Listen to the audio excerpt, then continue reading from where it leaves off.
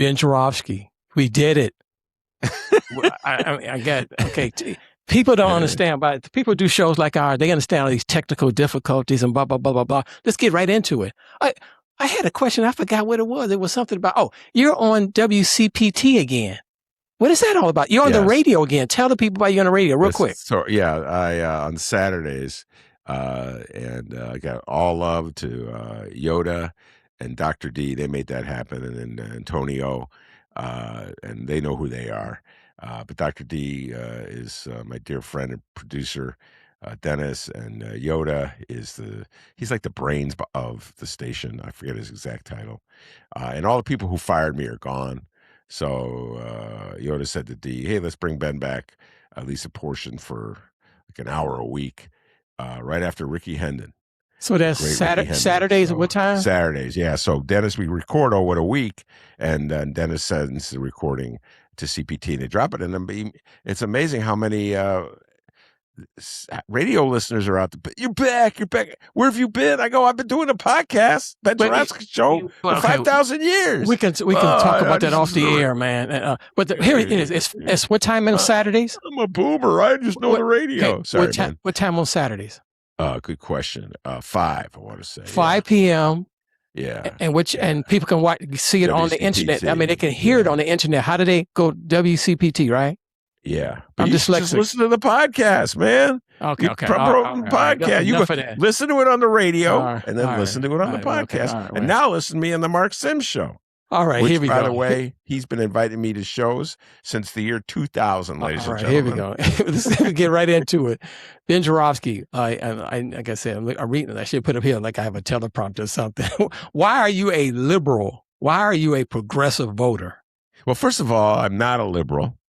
And I got your question. I was like, oh, clearly Mark has not been listening to my show. This is one of the things I've been trying to get listeners to understand.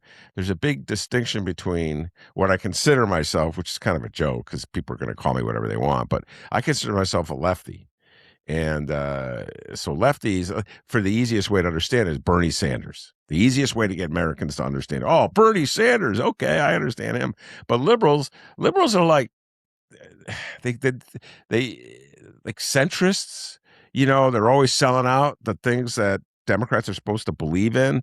They just a few incomings. They come like today's New York Times, for instance, which we're going to talk about on my show. Right away, Dr. Abdul El Zayed was just victorious in the Democratic senatorial primary. Mark, he's a lefty. He calls himself a progressive, and he was supported by Bernie Sanders. So right away, the New York Times, we're scared when in Michigan sets up left's real test and fall.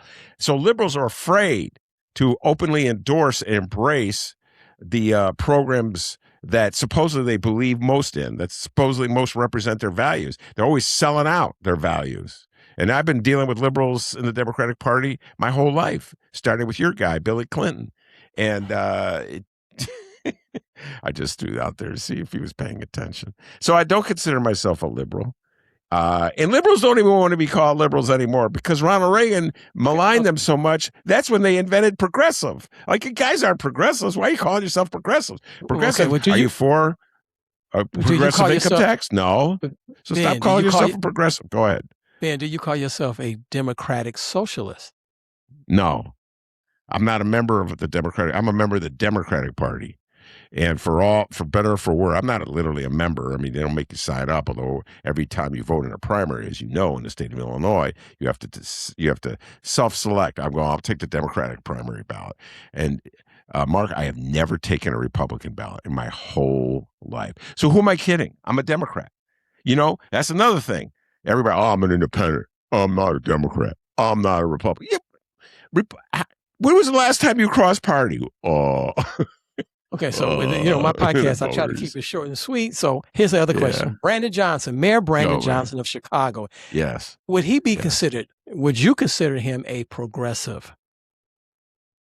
Yeah, he's a progressive. I would call him, well, he was a lefty when he ran in for at 2023, but he has become more or less classic Chicago mayor, More or less, like he just forked over that TIF money to the soccer team to build a stadium in the South Loop. That's classic liberal progressive. Liberals call themselves progressives now, so he's not a lefty.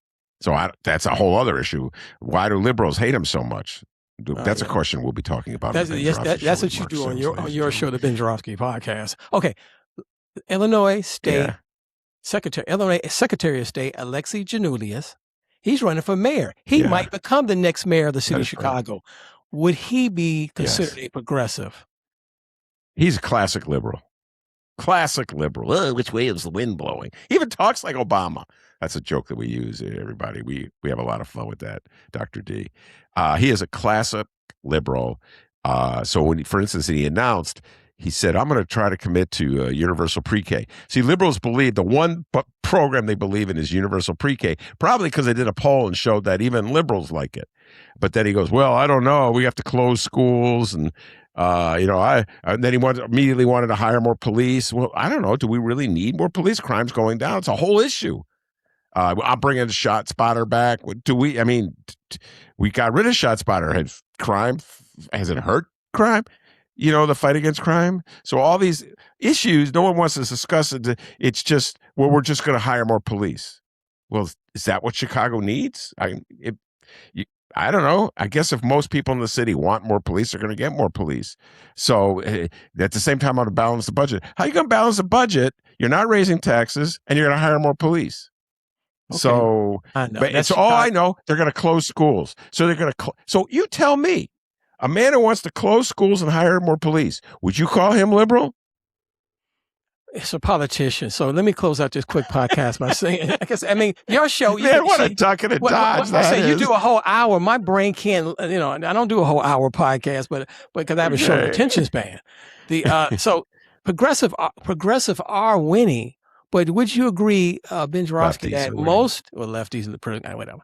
Do you think most voters or the electorate, are they progressive? Are they socialist or democratic socialist? Are they more conservative? Yes. Most voters are confused. I'm confused. Most voters are all over the map. Most voters are schizophrenic. Most voters, unlike me and you, aren't paying attention.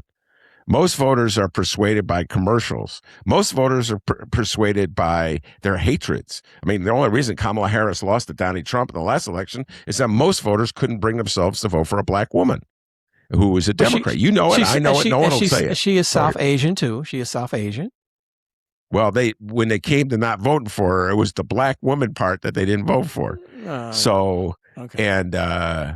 But you don't think that's why she lost? No, it's all. We're going to have this conversation on my show where we have enough time. We go into it. But what I'm saying though is that most voters. So what I'm saying to you is that most voters are confused. The things that they want are things that, by and large, the lefties endorse. But when it comes to getting their act together to vote for politicians who will enact the programs they want and then holding them accountable for enacting the programs they want, their knees buckle, they get scared, and they don't follow through, and they end up, a lot of them, voting for guys who are against what they say they want, like Donald Trump, or I don't think about Paul Vallas, your guy, and so to answer your question, I think most voters, a majority of voters in this country, believe in the programs that the lefties are pushing, but they get so scared. It's just like that New York Times.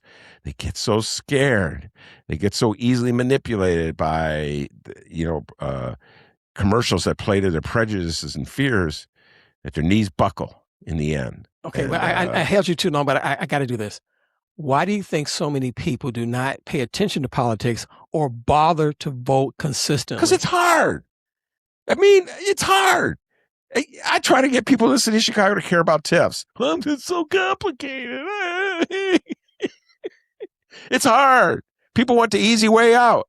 It's not my fault, ladies and gentlemen. It's like, how are you going to replace? You have an obligation. You got to pay for government. What kind of tax are you going to come for? I don't know.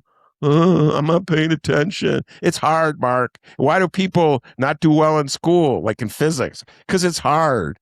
You got to really work hard at it. And I know I was terrible at science. Kind of been thinking about this. I should have had a tutor or something. I should have applied myself. But the point is, it's tough. People don't want to think about it.